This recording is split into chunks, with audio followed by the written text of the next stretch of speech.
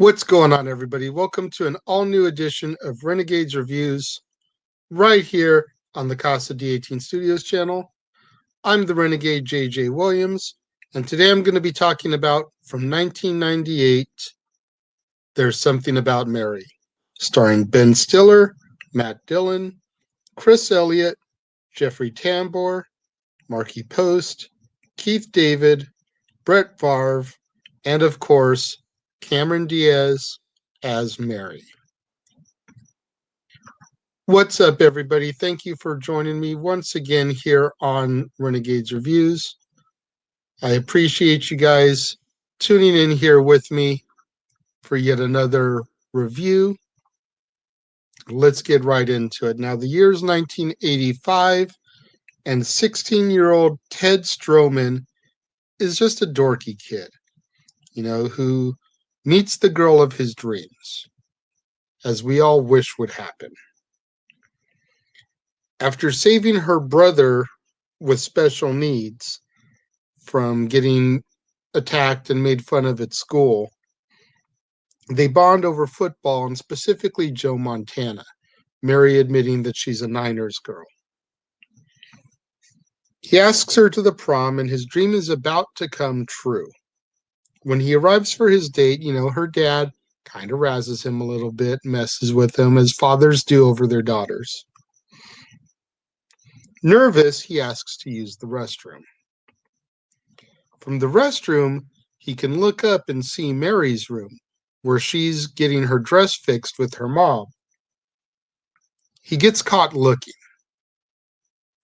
and immediately gets embarrassed, tries to play it off, no, I wasn't spying, I'm going to the bathroom here. He goes to zip up his pants, and part of his manhood gets stuck in the zipper. Becomes a town emergency. Firefighters, police are all there trying to help him. They go to unzip him, and he starts bleeding out everywhere. Gets rushed to the hospital. Date's canceled. Ted loses contact with Mary. Never really sees her after that. Fast forward 13 years, and now it's 1998. Real time from the movie's release. Ted is still infatuated with Mary, the one that got away, his one real true love. At the urging of his best friend, Dom, Ted hires a private investigator, a PI, to locate Mary for him. He's kind of heard that she's in Miami, so with that information, the PI, Pat Healy, goes to Miami and tracks her down. Discovers that she's an orthopedic surgeon, so she's very successful. And she's still just as gorgeous as Ted has described to him. Because, some people, when they start talking about a girl, they blow it up to make it seem like it's more than it really is. But no, Mary is still that gorgeous. After trailing her for a few days, Pat begins to fall in love with her because of everything that she is. When he returns to Ted to give him the news, he just starts lying through his teeth. Tells him that she's overweight, she's in a wheelchair, 4 kids, 3 different dads, just making her seem very, very undesirable. Initially, Ted's turned off by this, as most anybody would be. I mean, come on, if you heard that about your dream girl, you'd probably be thinking, man, maybe it's a good thing she got away. But Ted, being who he is, decides that he still wants to see her for himself. thinks maybe he could help her, you know, try to straighten her life out a little bit. Pat returns to Miami and begins spying on her to get information that he can use to try to secure her, to, score her as a girlfriend. They begin dating for a few weeks. And then one night, Pat and Mary go into an architect exhibit. Because one of the lies that he told her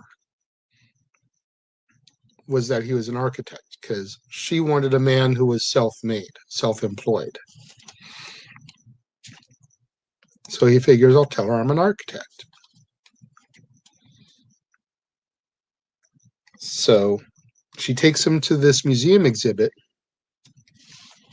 and begins questioning him about some of the exhibits there. While she's there, she introduces him to her friend Tucker. Now, Tucker is basically like her best male friend. And he has crutches due to spinal damage. While all this is going on, while Pat is starting to court Mary, Ted back home finds out that Pat lied. One of his old classmates said that he had gone to a convention that she was at because of her being an orthopedic surgeon, and he was in the medical field as well. Tells Ted that she's still the fox that he remembers, just as gorgeous as ever. So now Ted is mad. He's been played. Drives down to Florida to see her. On the drive, he ends up picking up a hitchhiker who ends up being a mass murderer.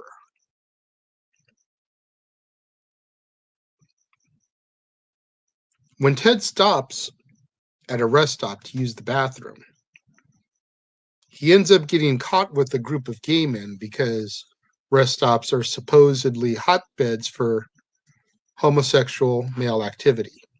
At least that's what's portrayed in the movie. I do not know firsthand. That's the rumor portrayed.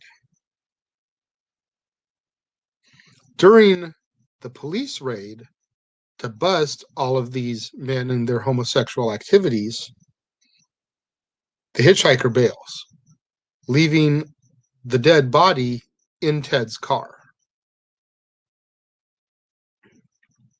So first, Ted is being arrested for being involved in the homosexual activities. But then upon further investigation, the police find a dead body in his car. He's not going anywhere for a while. Dom comes to the rescue, bails Ted out, and they continue the trip to Miami together. Straighten everything out, realize that Ted's not gay. He didn't kill the body. So he's released on bail. They move on. Once they find Mary in Miami, Ted and her begin to reconnect. They get caught up, go out for a nice night on the town, and they begin dating. Once again, his dream is coming true. Tucker shows up one night while they're on a date and tells Mary all the lies that he caught Pat in. Plus tells her the fact that he's a serial murderer. Pat is able to hear all this because he's got his investigation equipment. So he's listening in on the conversations from his vehicle. Needless to say, he gets pissed because his lies are getting busted out.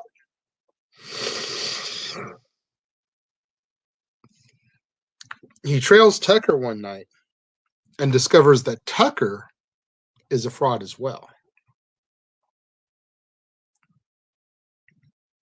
Not only is Tucker a fraud, but he's in love with Mary too. Tucker is actually a pizza delivery man named Norm, completely able-bodied, no crutches necessary. And he's been using his friendship with Mary to drive off potential love interests. Ted locates Pat, punches him,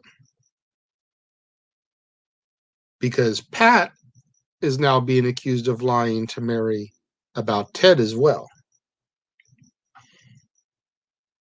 Supposedly, somebody sent a letter to Mary disclosing the fact that Ted hired Pat to track her down. So now Ted is being held accountable for putting Pat, who she thinks is a serial murderer, in her life. Pat, of course, denies the letter. So Ted turns to Norm and is about to punch Norm. Norm stops him right there, tells him that he didn't do the letter either. So who sent the letter becomes the question. Everybody begins to rush to Mary's house. Pat and Norm go. Ted goes. And while Ted is on the way, he ends up placing a phone call to Mary's ex, Brett, who Brett was supposedly broken up with by Mary for saying unkind things about her brother, her special needs brother. So they all rush to Mary's to find her with Dom. And Dom is actually her ex-boyfriend, Woogie, who's mentioned in the beginning of the movie.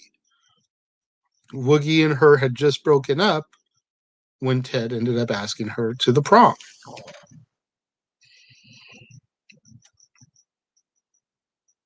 So now Mary is faced with all of these deceitful men.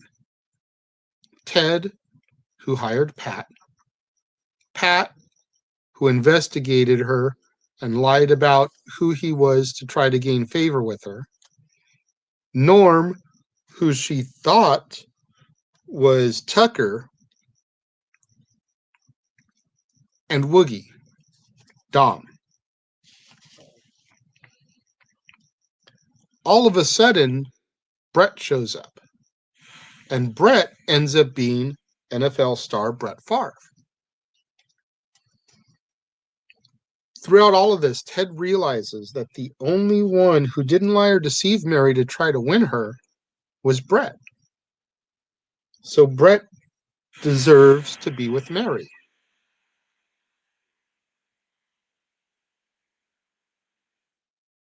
Norm admits to Mary that he lied about the comments that Brett had made. Ted leaves sobbing because he just gave up the woman of his dreams. He just gave up his dream girl, even though it was the right thing to do.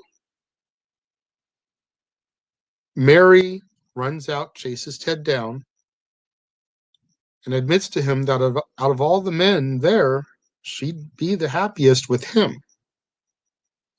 They kiss and supposedly live happily ever after as the movie ends.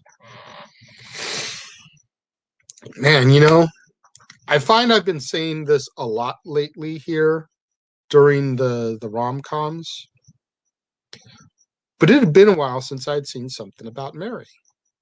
I had completely forgotten about Brett Favre being in the movie. Maybe because I'm not a huge football fan, maybe because it had been so long since I had seen it, but I remembered the triangle between Pat, Ted, and Mary. I remembered that her brother was special needs.